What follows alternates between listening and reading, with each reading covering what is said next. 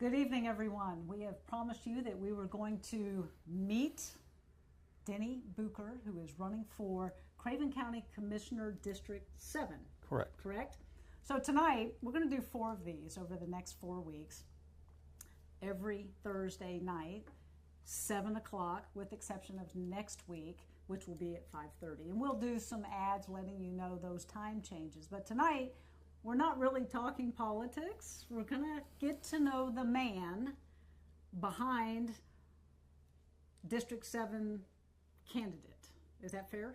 Sounds good. Sounds good to me too. So, all right, my first question, I love this question. How would your best friend describe you?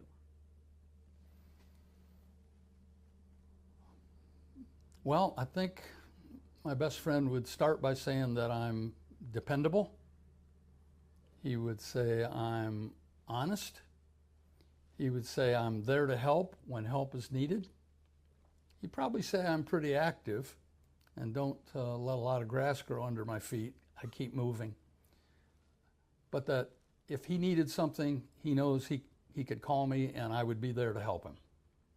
Okay. I consider myself a friend, and I believe everything that you said that about good friends with you. I do believe that I could call you in the middle of the night and you'd be there for me. I would. So I've known Denny for 11 years. Somewhere around there. Somewhere around there. So I've played golf as a friend. I've worked in business with you. I've really enjoyed getting to know you and your family. So this is fun for me to kind of hear you tell what I already know out to everybody out there. So question number 2. Who's had the most influence on you? The most influence. I've had a lot of people in my life who have had positive influences on me. A couple of negative ones too that I can think of. But if I have to single out the most influence, it would be my father. My dad was born in 1917. He turned 16 in, I think, 1932 or whatever that math is, and his dad looked at him and said, "You've had enough school, son." He had just finished his sophomore year. He said, "It's time for you to go to work." He was the second oldest of 14 children, and they were a farm family during the Depression. They didn't own the farm. It was a constant struggle. My dad told me at times that his teeth, when he had a cavity, he would put wax in his teeth so that he didn't feel the pain. He put cardboard in his shoes when the holes wore through the shoes. He had one pair of jeans and one shirt that he wore to school every day.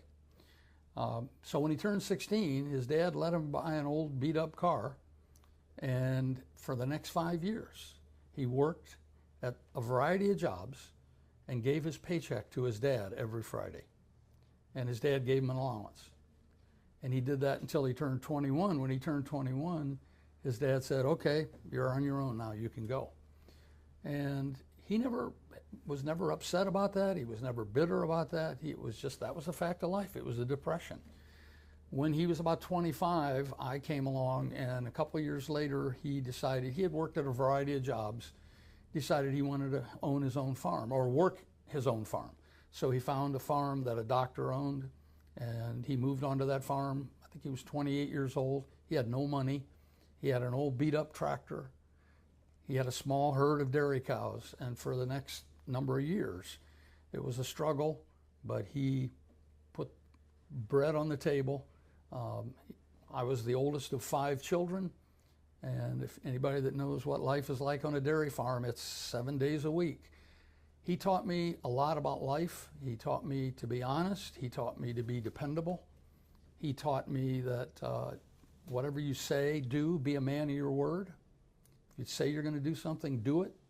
I heard him one day talking about a neighbor who was kind of a cocky guy, not very likable. My father said to me, he said, "Yeah, I'd like to buy him for what he's worth and sell him for what he thinks he's worth." And I thought, wow, that's about as harsh as he would ever get about saying about anybody. He never spoke ill of people. Strong Christian, just a wonderful example of a father and what a father should be. So he was my biggest influence. That's fantastic. He'd been very proud of that answer. What brings you the greatest joy? Joy, I guess joy, happiness kind of have the same meaning. I have 2 children, and they both live here, and I'm very proud of both of them, and they both bring me joy. I have 7 grandchildren. They bring me joy. I have the best time, and the most enjoyable times of my life are when the whole clan gets together. We do it often Sunday after church. We'll get together. We do it constantly for birthdays and anniversaries. That's my favorite time and the most joyful. I get a lot of joy out of life and a lot of things, and my wife is a big part of that. And I think, though, that when the family gathers together, that's the most joyful. I would agree. Tough one now. After saying that, what's your greatest accomplishment?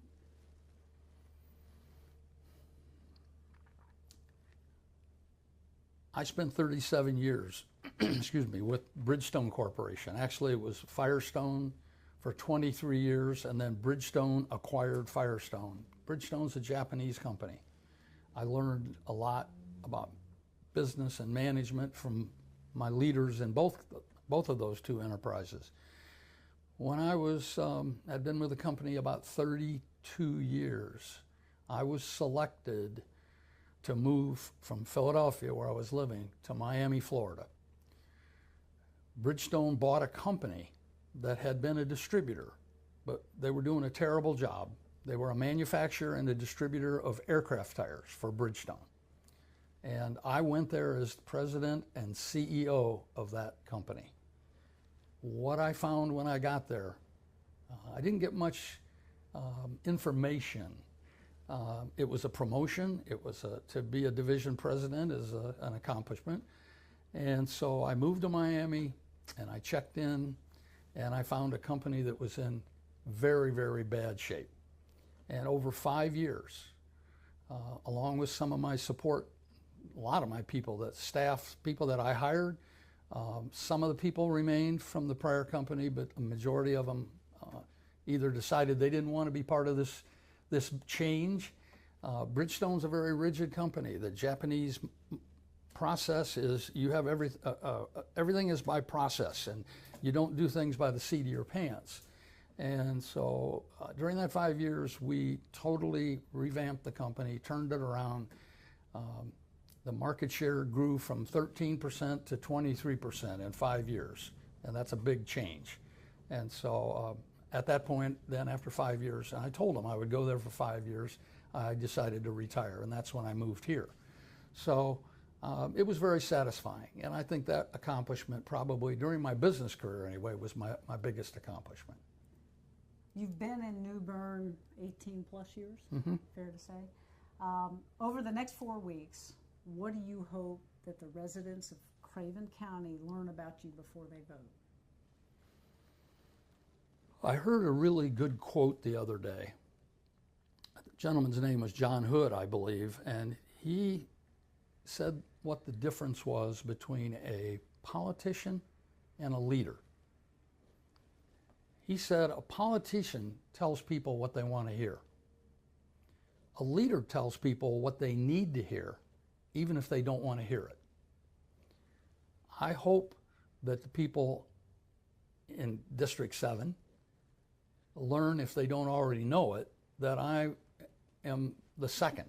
I believe I'm a leader. I'm not a politician. I don't tell people something just because they want to hear it because it'll make them happy. I learned also in my prior time as a city alderman that when you vote, you never have everybody happy with your vote. And you have to vote your conscience, vote what you believe is best for whoever you're working for.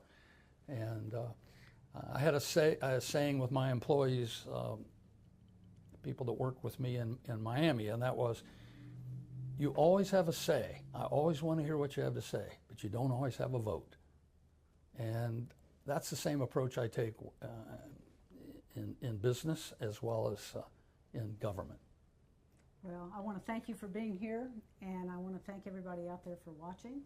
And if you would please like the page, follow us, share it. That's the big thing, so people can learn who this man is sitting here to my right. We will be back next Thursday at 5:30, and we hope to see you then.